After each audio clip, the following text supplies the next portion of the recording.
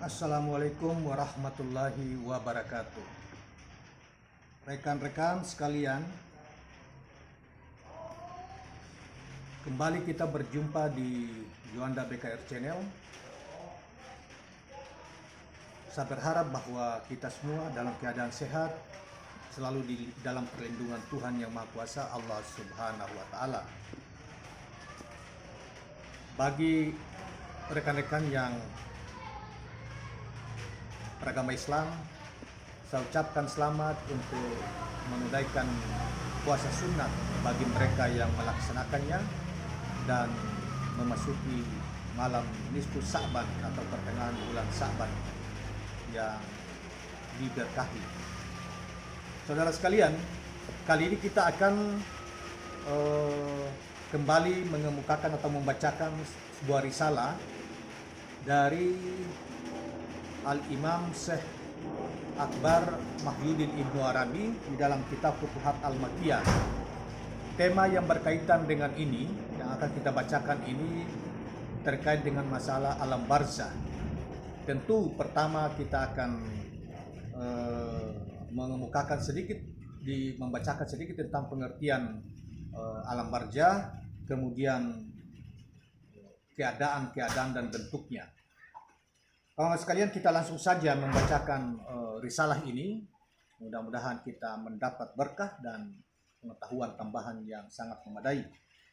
Assalamualaikum warahmatullahi wabarakatuh. Ketahuilah bahwa barzah adalah sebutan untuk sesuatu yang memisahkan antara dua hal yang berlainan tanpa pernah sama sekali melampaui batasnya hingga memasuki wilayah salah satu dari keduanya. Seperti halnya garis yang memisahkan antara bayang-bayang dengan sinar matahari, dan seperti yang difirmankan Allah di dalam Al-Quran,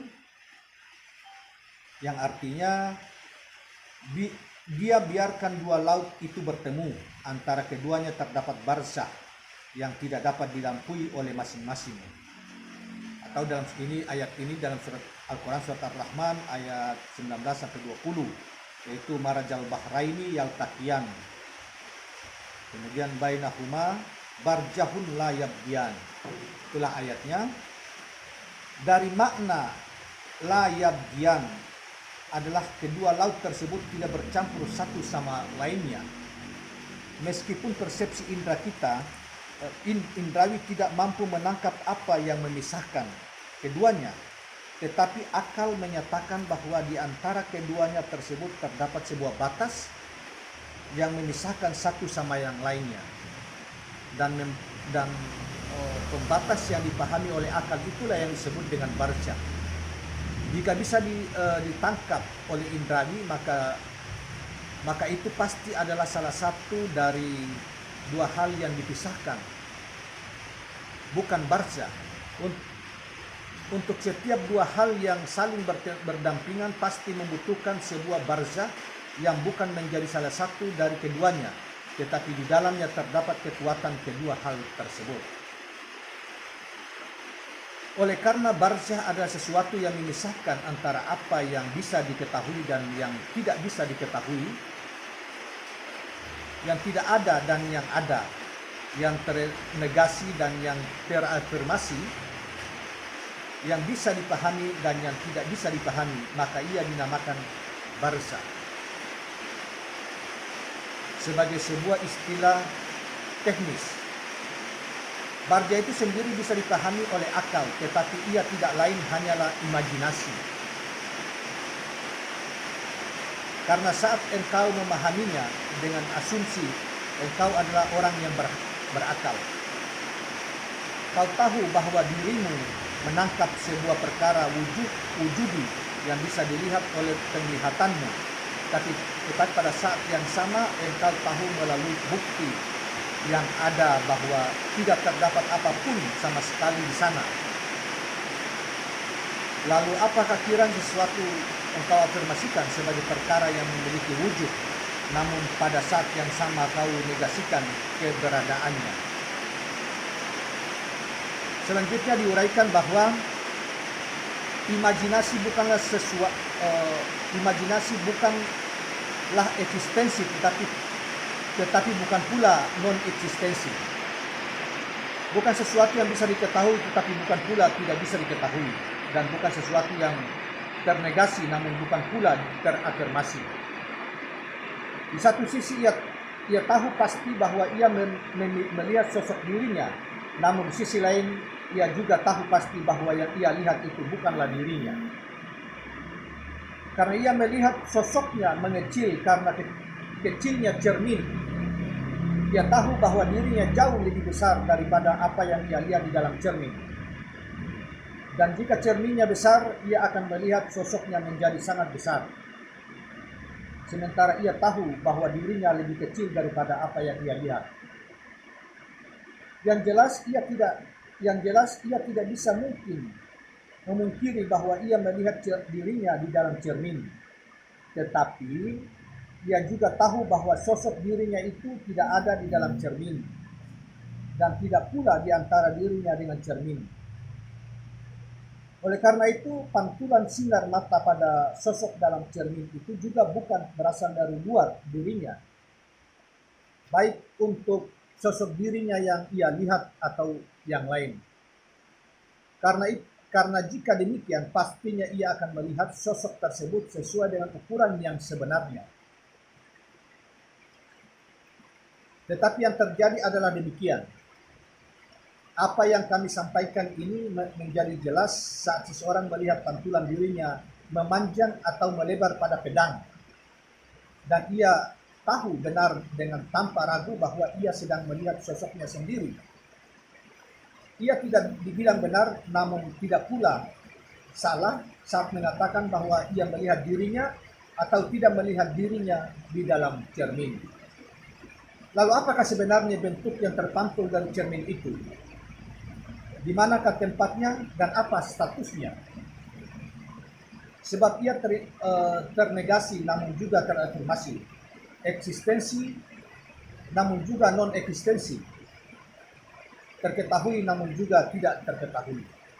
Allah Subhanahu wa Ta'ala menampakkan realitas tersebut bagi hamba-hambanya sebagai sebuah ilustrasi agar mereka tahu dan menyadari sepenuhnya bahwa untuk sesuatu yang menjadi bagian dari alam semesta,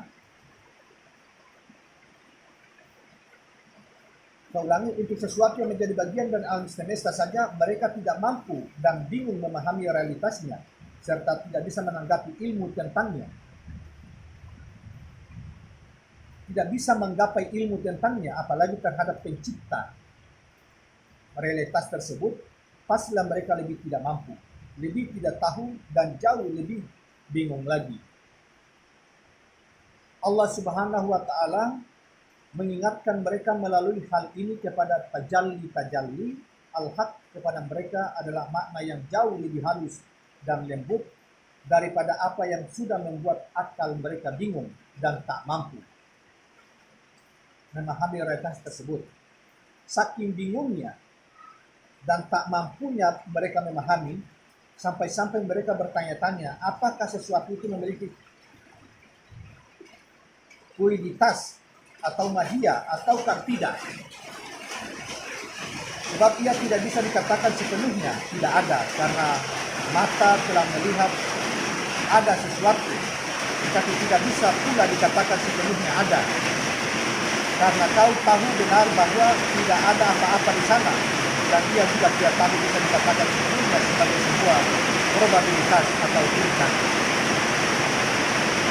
Menuju realitas seperti itulah manusia berpindah dari sakit tidurnya dan setelah kematian, maka mereka melihat dengan tanpa ragu aksiden-aksiden menjadi bentuk-bentuk yang berdiri sendiri dan memiliki jasad-jasad. Bentuk-bentuk itu bisa berbicara dengan mereka dan mereka bisa berbicara padanya. Sementara itu, para ahli kasar bisa melihat di dalam keadaan terjaga apa yang dilihat oleh orang yang tidur dalam mimpinya dan orang yang mati setelah kematiannya. Sama seperti bagaimana yang melihat di akhirat nanti bentuk-bentuk amal perbuatan bisa bisa ditimbang meskipun dia sama hanyalah sebuah aksiden dan melihat kematian dalam bentuk biru-biru jantan berwarna putih garam disembelih. Padahal kematian hanyalah sebuah keterkaitan atau nista yang keterkaitan perpisahan terhadap perhimpunan. Maka maha suci dia yang tak terketahui sehingga tak bisa diketahui, namun sudah terketahui sehingga bisa diketahui. Tiada Tuhan selain Dia yang maha mulia dan maha bijaksana. Al-Quran surat 3 ayat 6. Teman-teman sekalian, demikianlah penjelasan tentang